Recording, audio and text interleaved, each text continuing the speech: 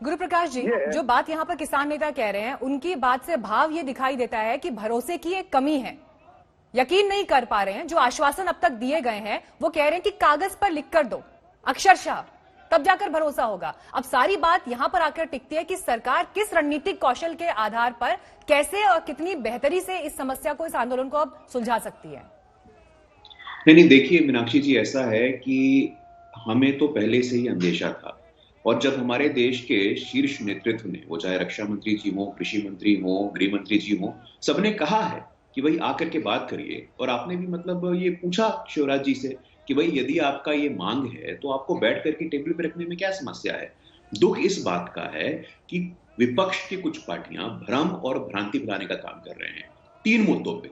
एक तो एमएसपी, दूसरा मंडी, तीसरा किसान के जमीनी अधिकार समाप्त होने की बात वो लोग कर रहे हैं। तीनों पे मैं स्पष्ट करना चाहता हूं, एमएसपी पे तो कांग्रेस पार्टी के पास लोकल स्टैंड आई है ही नहीं। आप आंकड़ा उठा के देख लीजिए, धान पे 2.5 गुना ज्यादा दिया है हम लोगों ने, गेहूं पे 1.5 गुना ज्यादा दिया हम लोगों ने। तो एमएसपी पे जो कांग्रेस पार्टी भ्रम और भ्रांति फैला रही है, ये बड़ा ही दुर्भाग्यपूर्ण है। और दूसरा, आप देखिए कि कह रहे हैं कि जमीन पे मालिकाना हक खत्म हो जाएगा। भाई साहब, नए जमीन पे ये कहा गया है कि पट्टे पर देने का अधिकार होगा। तो आप यहाँ पे जानबूझ करके राजनीति से प्रेरणा लेकर के कांग्रेस और कम्युनिस्ट के साथ समस्या ये हो गई है, नेतृत्व विहीन, कल्पना विहीन, जनाधार विहीन। तो इसमें कांग्रेस को एक तरफ रखते हैं, बाकी विपक्ष को एक तरफ रखते हैं। मैं आपसे सरकार के पक्ष पर यह सवाल पूछना चाहती हूं कि जब ये कानून बना या जब ये कानून लाया गया, कहीं ना कहीं कानून बनाने वाले या उसका ड्राफ्ट तैयार करने वाले पंजाब के किसानों को और पंजाब में जिस तरह की व्यवस्था चलती है उसको समझने में क्या फेल हुए? क्या इस बात का अंदाजा नहीं था कि ये परिस्थिति आगे आ सकती है? मीनाक्षी जी, हमारा लोकतंत्र, हमारा संविधान मैच्योर कॉन्स्टिट्यूशन है, और हर कानून बनने से पहले प्री लेजिस्लेटिव डिस्कोर्स होता है, अखबार में बिल प्रकाशित होता है, सबसे सुझावों का आमंत्रण होता है। तो राज्यसभा में फिर इतनी जल्दबाजी में क्यों पास कर दिया गया? सरासर गलत है कि कोई कंसल्टेशन हुआ ही नहीं। राज्यसभा में किस तरह से पास हुआ था बिल? ये बहुत ही दुखद है जी। राज्यसभा में इतनी जल्दबाजी में क्यों पास कराया गया बिल बिना किसी चर्चा के? देखिए, वही तो मैं, मीनाक्षी जी, मैं कह रहा हूं कि राज्यसभा और लोकसभा में इंट्रोड्यूस होने से पहले बिल समाज के सामने रखा जाता है, अखबार में प्रकाशित होता है, लोगों के राय विचार हम लोग आमंत्रित करते हैं। तो ये कहना कि किसी से राय विचार किया ही नहीं, कितना बड़ा दुर्भाग्य है। ये कांग्रेस आरोप किसान लगा रहे हैं ना कि जिन्होंने बिल बनाया उन्होंने असली किसानों से उन्होंने बात नहीं की, जो आंदोलन कर रहे हैं सड़क पर इस वक्त, वो यही बात कह रहे हैं। एक बार ठीक है मीनाक्षी जी, पंजाब, अच्छा नहीं, सुनिए, पंजाब के किसान असली किसान और बिहार और उत्तर प्रदेश और पश्चिम बंगाल के किसान असली किसान नहीं है।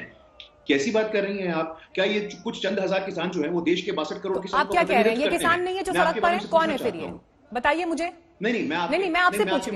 गुरु प्रकाश जी, मैं आपसे पूछूं, जो लोग प्रदर्शन कर रहे हैं वो कौन है? अगर वो किसान नहीं है तो क्यों कृषि मंत्री उनसे बात करने की पेशकश कर रहे हैं? गृह मंत्री क्यों बात करने की पेशकश कर रहे हैं? नहीं, आप मुझे बताइए ना, कौन है फिर? क्या किसान नहीं है वो लोग? मीनाक्षी जी, आप मेरे सवाल का जवाब दीजिए। आपने नहीं, गुरु प्रकाश जी, आप आगे बताइए। नहीं, आप ये बताइए, जो इस वक्त सड़क पर प्रदर्शन कर रहे हैं, पिछले 5 दिन से खुले आकाश के नीचे बैठे हैं, वाटर कैनन झेल रहे हैं, प्रोटेस्ट कर रहे हैं, कौन है वो लोग? बताइए। अरे तो हम सम्मान करते हैं उनका, हम सम्मान करते हैं। नहीं तो आधा अधूरा सम्मान की बात क्यों हो रही है? अगर मैं ये कह रही हूँ कि छोड़िए बिहार की बात, अगर पंजाब का किसान भी प्रदर्शन कर रहा है तो उसे खारिज नहीं किया जा सकता ना, उसकी समस्या को भी सुनना पड़ेगा आपको। नहीं, देखिए मेरा आपसे एक सेंटेंस में ये कहना है कि सारा देश का किसान जो है, ये जो कुछ चंद हजार किसान है, उन सबका प्रतिनिधित्व नहीं करते हैं। जहां तक इनकी संशय है, इनका संदेह है, इनको टेबल पे आमंत्रित किया हम लोगों ने। 3 दौर का वार्ता हो चुका है और 4वें दौर का वार्ता के लिए हम लोगों ने आमंत्रित किया। गुरु प्रकाश जी कह रहे हैं हमने तो सारे बातचीत के दरवाजे खोले, सब बात करने की कोशिश की, लेकिन कांग्रेस पार्टी, विपक्ष भड़का रहा है किसानों को, भ्रमित करने का प्रयास है ये।